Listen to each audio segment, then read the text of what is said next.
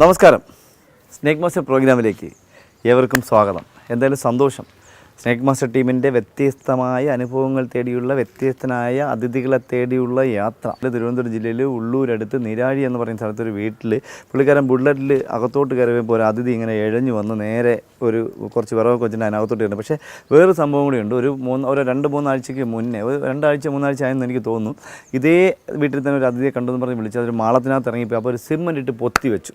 Cement ഇട്ട മാളമൊക്കെ അങ്ങടച്ച് എല്ലാം സീലാക്കി കിട്ടില്ല, വലിയ മതിലിൻ്റെ സൈഡിലായിരുന്നു എന്ന് പറഞ്ഞു. അപ്പോൾ അത് കഴിഞ്ഞൊരു 3 ദിവസം കഴിഞ്ഞപ്പോൾ ആ സിമ്മൻ്റ് തള്ളി ഒരു ഹോൾ ഉണ്ടാക്കി ഇറങ്ങിപ്പോയിരിക്കുന്നു. അപ്പോൾ അവർ വീണ്ടും അടച്ചു വെച്ചു. അപ്പോൾ അവർ ഇനി ആ അതിഥിയാണോ ഇതെന്നാണ് അവർക്ക് സംശയം. സമയം കളയുന്നില്ല, നമുക്ക് പോകാം നമ്മുടെ അതിഥിയുടെ അടുത്തേക്ക്, നോക്കാം നമ്മുടെ അതിഥി ആരാണെന്ന്. പോകാം നമ്മുടെ കൂട്ടുകാരൻ്റെ അടുത്തേക്ക്. നമസ്കാരം. എന്തുപറ്റി എല്ലാവരും വീട്ടിനകത്ത് വിളിച്ചിരിക്കുന്നു? നമസ്തേ, സുഖമായിരിക്കുന്നോ? നമസ്കാരം. സുഖം സുഖം എന്ന് പറഞ്ഞൊരു ബുദ്ധിമുട്ട്, വിഷമമുണ്ടോ? എന്തുണ്ട്, പനിയുണ്ടോ? നമസ്കാരം. എന്തുണ്ട്? സുഖം. ഇതെവിടെയാണ് കണ്ടെന്ന്? ബൈക്കിൽ കയറി വരുന്നപ്പോൾ ഈ ഭാഗത്ത് ഇങ്ങനെ പെട്ടെന്ന് ഇങ്ങനെ അങ്ങോട്ട് കയറി. ഇതിനകത്ത് കയറിയോ? പാമ്പ് തന്നെയായിരുന്നു? പാമ്പ് തന്നെ ഞാൻ കണ്ടത്, വലിയൊരു പാമ്പാണ്. പാമ്പ് തന്നെയാണ്. പോയിട്ട് ആ സമയത്തൊരു അവിടെ ഉണ്ട്, എങ്ങും പോയിട്ടില്ല. കണ്ട അതിനുശേഷം ഇവിടെ നിന്ന് മാറിയിട്ടില്ല.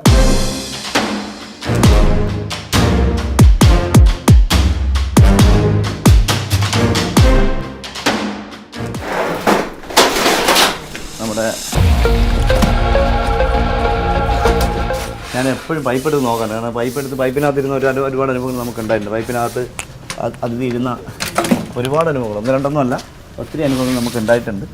അപ്പോൾ നമ്മൾ പൈപ്പ് എപ്പോഴും എടുക്കുന്നത് എപ്പോഴും ശ്രദ്ധിക്കാറുണ്ട്.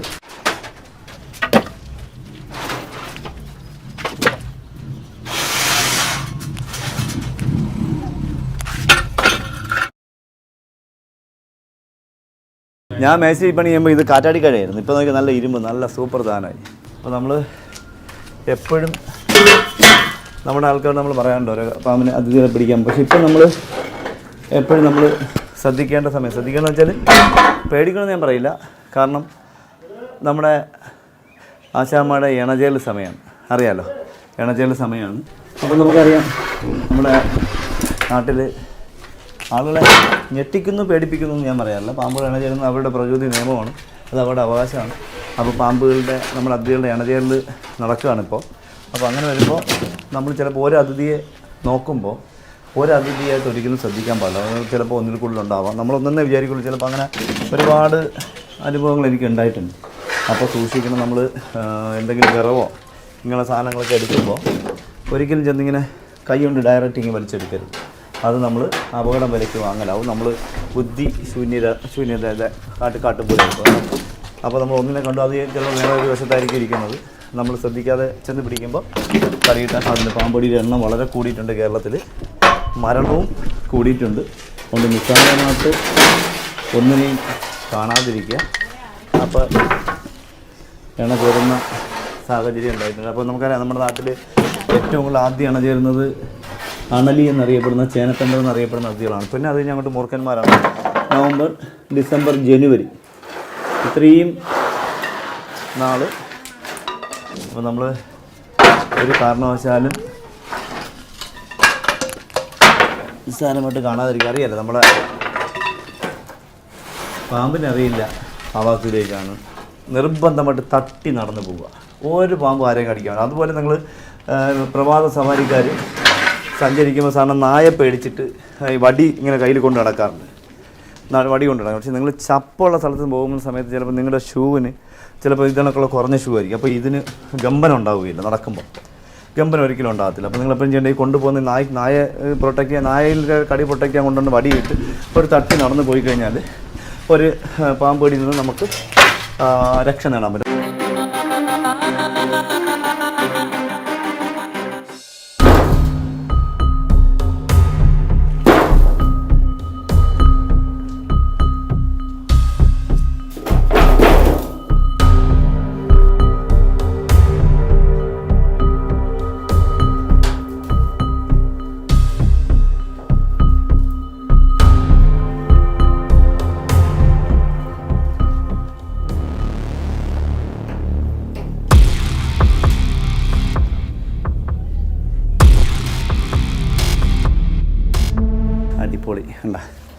നല്ല സൗകര്യം നോക്കി, നല്ല ചുരുണ്ട്, നല്ല അവനിവിടെ ഇരുന്ന ഒരു പേടിയും വേണ്ട. എന്നറിയാം, സുഖമായിട്ടിരിക്കാം.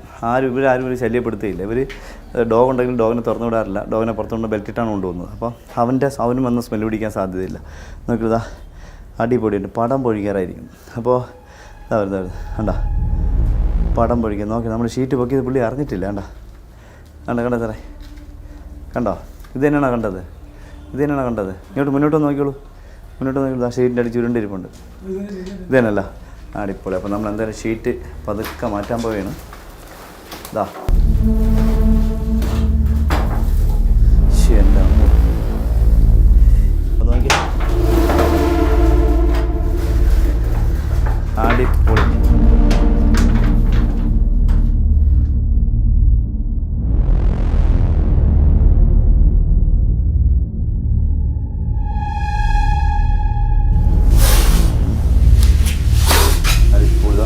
പത്തിയിലെ പാട് നോക്കി,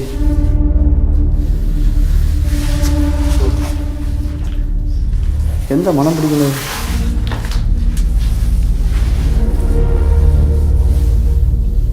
പാമ്പിൻ്റെ അല്ല, എന്തെന്നറിയാം. ഇറങ്ങി വന്നേ. ഇതിന് മുന്നേ ഉണ്ടോ, ഇതാ 1 മാസമെങ്കിലും മുന്നേ പഴക്കമുള്ള എൻ്റെ കാഷ്ടാണിതാ.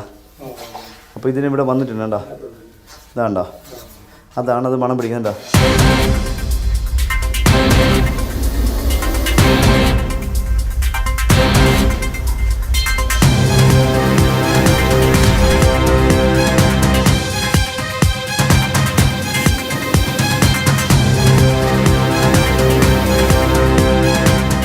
ഒരു കാര്യം ഉറപ്പാണ്, ഞാൻ അദ്ദേഹത്തെ പഠിച്ചൊന്നുമില്ല, പക്ഷേ അദ്ദേഹത്തിന് എനിക്ക് 100% ഉറപ്പാണ്. അദ്ദേഹം ഒന്ന് നാവ് കൊണ്ട് തറയിൽ ടച്ച് ചെയ്യുന്നതിൻ്റെ അർത്ഥം നമുക്കറിയാം.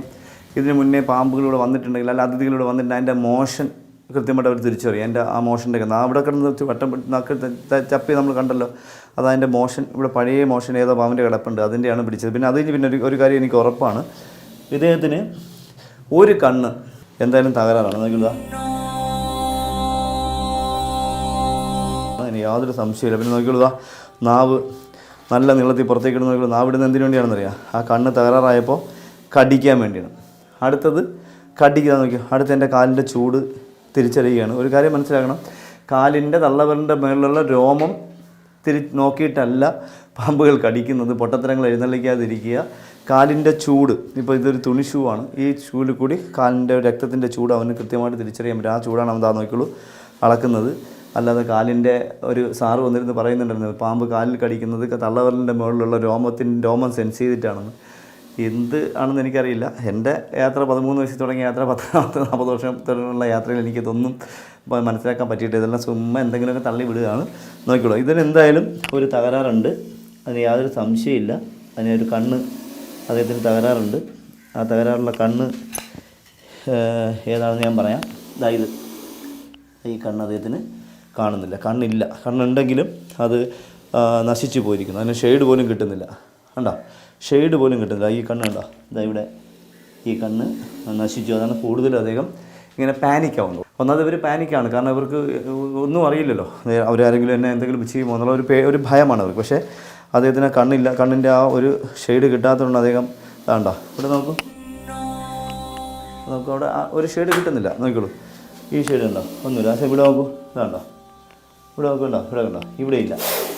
സ്വന്തമായിട്ട് നേരിലേക്ക് അടിക്കണം. താഴെ നോക്കിയാൽ ഈ കണ്ണിതാ കണ്ടോ, കണ്ണില്ല. കണ്ണ് പൂർണ്ണമായിട്ട് നശിച്ചു പോയി, പാവം.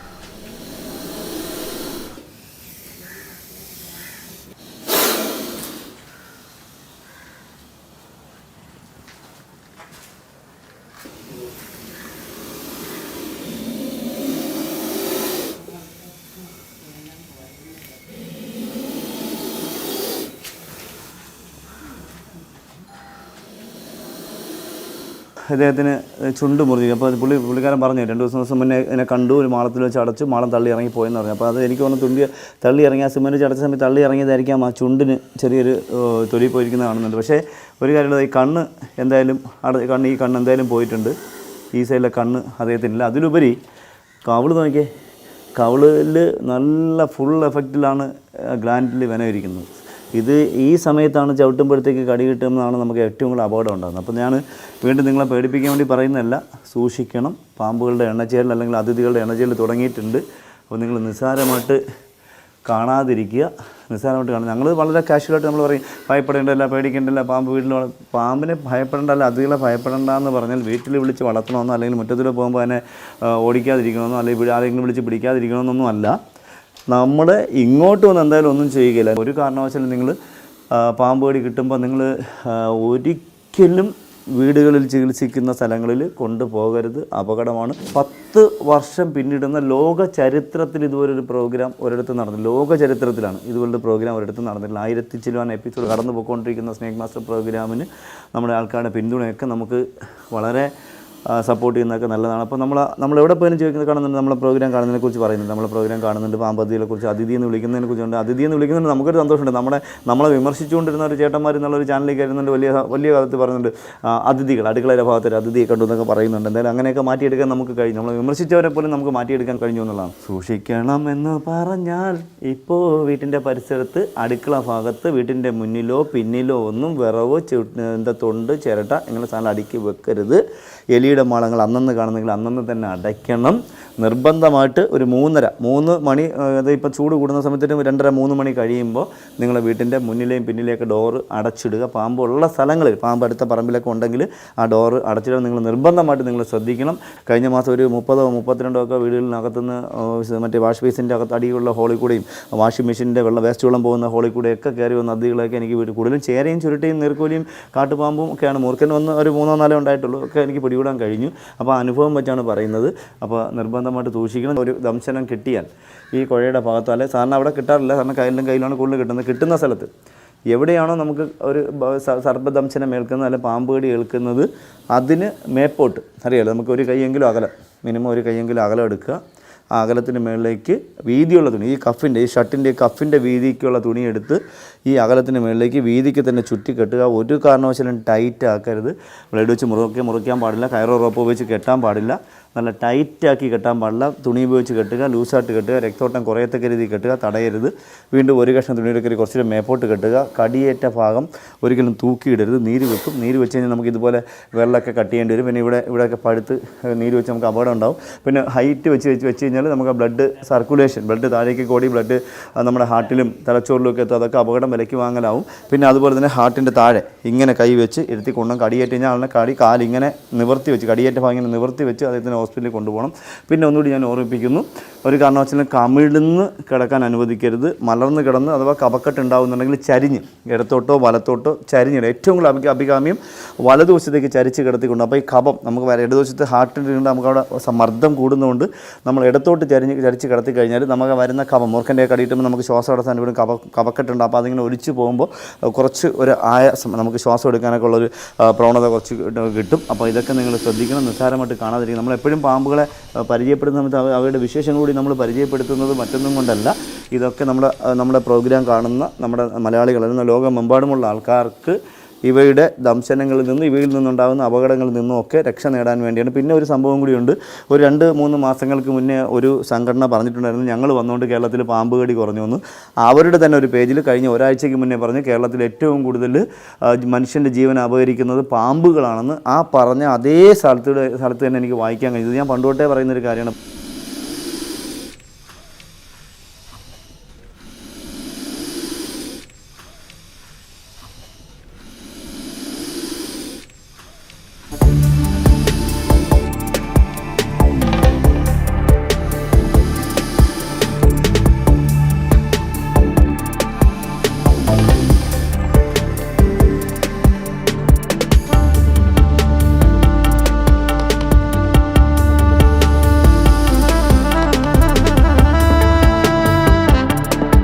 ചേട്ടാ ചാക്കിന് തരാമോ? അപ്പോൾ നമ്മളെന്തായാലും സമയം കളയുന്നില്ല. നമ്മുടെ ഒറ്റക്കണ്ണൻ മൂർഖൻ എന്തുകൊണ്ട് പറയുന്നത് വേണ്ട, ഒരു കണ്ണേ ഉള്ളൂ, ഇതാണ്ടല്ലോ ഒറ്റ കണ്ണേ ഉള്ളൂ. അപ്പോൾ നമ്മൾ അദ്ദേഹത്തെ ചാക്കിലാക്കുകയാണ്. പാവം നമ്മൾ കളിയാക്കിയല്ല, ഒറ്റ കണ്ണം ഒരു കണ്ണേ അത് കന്നു, അത് കാഴ്ചയില്ല. അതിൻ്റെ കൂടെ അദ്ദേഹത്തിന് എന്താ പറയുക, ഇതാ സേഫായിട്ടിരിപ്പുണ്ട്. സേഫായി ഉണ്ടല്ലോ, സേഫായി കണ്ട, അടിപൊളിയായി.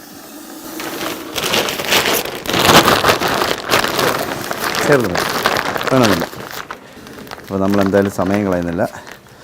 ഒറ്റ കണ്ണുള്ള നമ്മുടെ മൂർഖൻ അതിഥിയെ അവർ സേഫായിട്ട് നമുക്ക് സമ്മാനിച്ചു. നമ്മളദ്ദേഹത്തെ ചാക്കിലാക്കി. അപ്പോൾ ഇവിടെ തന്നെ അത് 2-3 പ്രാവശ്യം കണ്ടിട്ടുണ്ടായിരുന്നു. അപ്പോൾ എന്തായാലും ഇന്ന് അത് പുള്ളിക്കാരൻ കണ്ട സമയം തൊട്ട് ഇവിടെ വെയിറ്റ് ചെയ്ത് നിന്നു നമ്മൾ വരുന്നവരെ. അതിഗംഭീര മൂർഖൻ അതിഥിയെ പിടികൂടിയ വിശേഷങ്ങൾ നമ്മുടെ പ്രേക്ഷകർക്ക് ഇഷ്ടപ്പെട്ട് കാണുമെന്ന് വിശ്വസിക്കുന്നു. അടുത്ത എപ്പിസോഡിൽ പുതിയ അതിഥികളുമായി, പുതിയ സംഭവങ്ങളുമായി, പുതിയ വിശേഷങ്ങളുമായി വീണ്ടും കാണാം. അതുവരെ എല്ലാ സ്നേക് മാസ്റ്റർ പ്രേക്ഷകർക്കും ഞങ്ങളുടെ 2 പേരുടെ നന്ദി. നമസ്തേ.